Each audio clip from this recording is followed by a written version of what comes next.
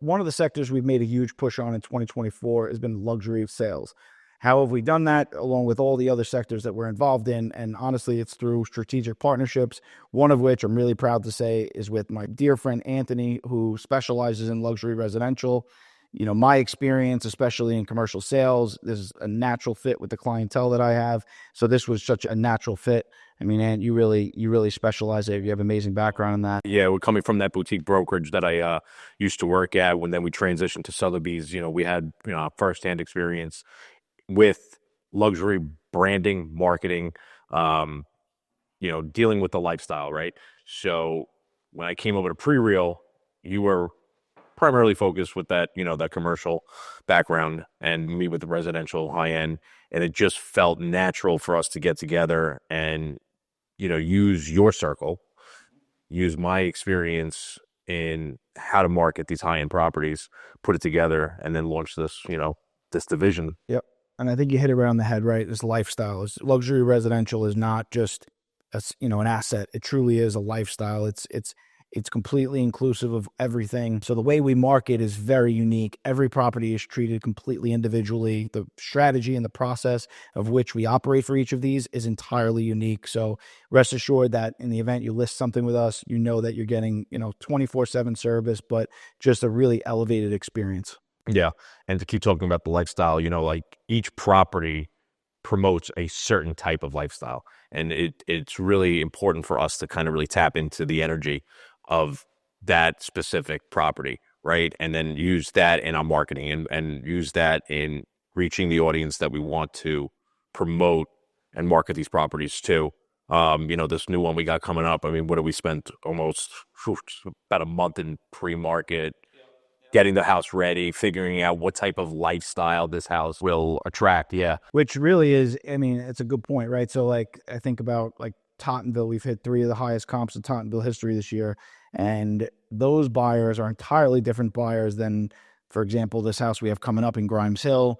Not too far off from a price point standpoint, but that's probably going to attract more of a city Brooklyn clientele that's looking for something closer to the city versus somebody in Tottenville. It's very, very different. So again, the approach that we'll take on that will be very different. So some properties sell themselves, super photogenic, just present very well online, especially price point based, might just attract on its own. On the flip side, there are certain houses that you just have to walk through, right? I say it all the time that there's big little houses, there's little big houses, and each property really is completely unique. So how do we, hone in on those? And I think, a big way we've done it is through a series of events that we've hosted, maybe certain videography that we've done, certain aerial photography, just certain things to really highlight whatever that unique property has. Yeah. And I mean, some of the properties we've sold were represented by other brokers prior to us, being hired to come on and to actually sell the property.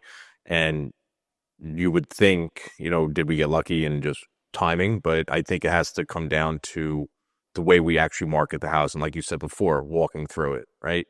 With the house in Tottenville, I won't, go into specifics, but prior broker did not bring what I think that the seller said maybe 1 or 2 people through that house, through our marketing efforts and our relationships with, clientele and other brokers. I think we brought 14 or 15 prospective buyers to this one property.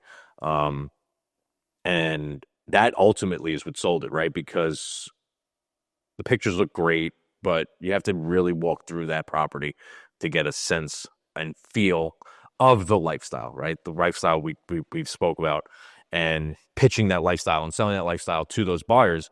And I'd like to highlight that if you're a seller that's looking to list property, we want to let you know that, not only do we value your time, but honestly, we value our own.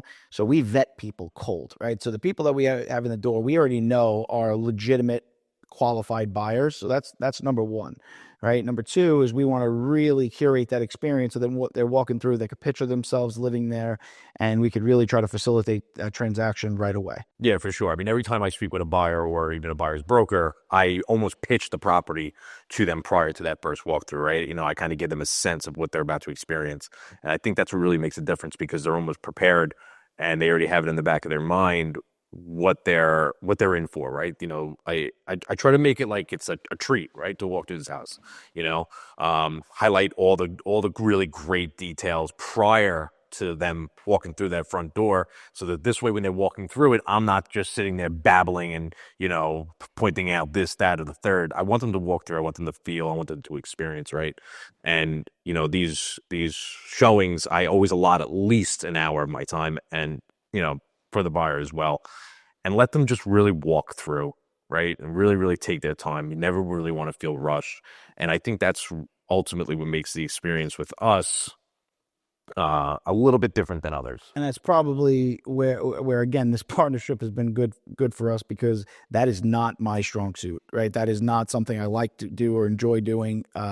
Something you got to really be in, right? On the negotiation side, the strategy side, the marketing side, that's something I enjoy and I excel at. But as far as the real showing aspect, that's definitely where you excel, and giving that experience to buyers, which is crucial. And that's the thing that I, for the most part, don't like, but I guess it is, you could look at it as a positive as well, is that, with residential, it really is that feel it, right? It's much more sense-based. You got to feel it, you got to smell it, you got to be there. With commercial, it's just not. It's very cut and dry. It's very numbers-based, which typically I enjoy, but there is a certain mystique to that other. I try to figure out the buyer prior to them coming to the house, right? Try to get what their interests are. Try to find like a common ground, like a neutrality between me and the prospective buyer, so that this way, when we're walking through, we click, right? And we become, let's just say, two buds, right? Or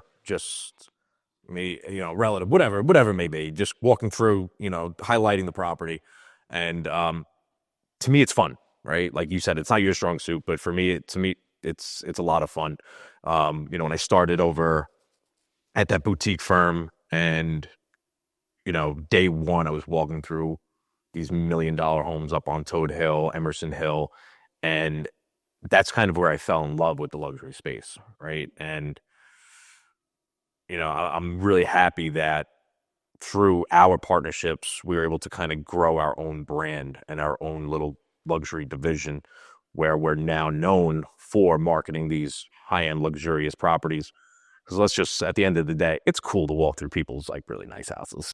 It is, and you never know what somebody's going to like, right? There's so many little things that resonate with people that may not resonate with me, or vice versa, and I think that's a really cool part about it. What truly excites us is raising the bar, right? And just setting a new comp for whatever it is that we're representing. And we've done that a lot this year, which I'm super proud of, right? I mean, we're about to sell the highest new construction comp in Dungan Hills Colony. That was a house that we were involved with in the very beginning, through the entire construction process, entire design process. That was a great project too. I mean, what was really nice is that the developers, they let us come in on the design process, right? We know what the buyers of today are looking for, especially in that price point. So it was really refreshing to work with two developers that really understood that and allowed us some creative freedom in picking out, flooring or lighting or kitchen appliances, and, little design features here and there. And, it translated ultimately into being the highest new construction comp in Dongan Hills Colony. And it's actually, I think, if I'm not mistaken, one of the highest sales in Dongan Hills Colony. I think maybe 1, 2, or 3, somewhere around there.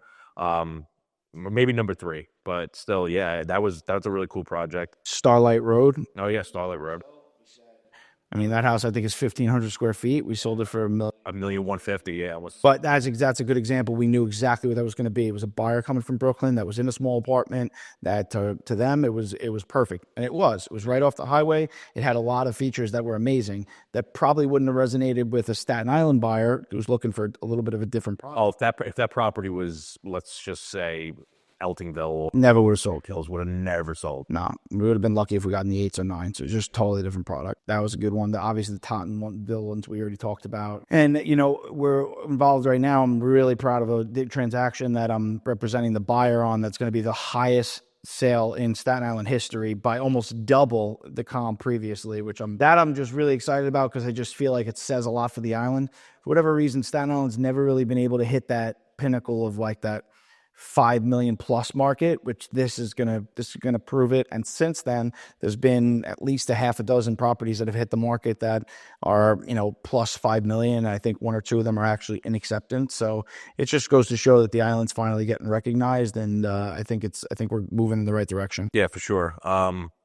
Never understood that. I can never put a pin on why, this is the only borough where those sales of over, let's just say 4 million, right? Because 4 million has almost been kind of like the benchmark top tier. I think just now we're starting to see sales over four on the island, but I could never put a finger on what was holding us back. Well, if we're being fair, right, I think inflation did have something to do with it. I think so, yeah. I think about properties that, I've probably talked about this before, but like, for example, Westerly, I don't know, Sunset Hill, West Brighton, any of these neighborhoods, Royal Oak. Like, I remember like the nicest house in the neighborhood, like that was like a 990, Yeah. 995. That house now is probably $1.6 million, $1.8 million. Like the 900 became $1.4 million. Yeah, no, I mean, perfect example. I mean, my parents sold their house, it's got to be almost 10 years ago, and it just resold, I think, for $1.8 million. And when they sold it 10 years ago, it was, yeah, it's where, I think inflation, yes, I do think inflation definitely is a big part of it. I also think people are just, transitioning out of small living spaces into larger living spaces. And I don't think, there are select neighborhoods, obviously, in Brooklyn, and, Manhattan obviously has huge apartments that rival some of the houses we sell in terms of square footage. But I think single family living is becoming more attractive. I think Staten Island's one of the few boroughs where that's still primarily the landscape of the types of homes that are available. And I think there's also just been demographic shifts, right? It's the island's definitely changed, right? I think you have a lot of people that born and raised in Brooklyn now are coming and turning Staten Island into almost a small Brooklyn. And Yes, it's definitely going in that direction. It's not going to stop.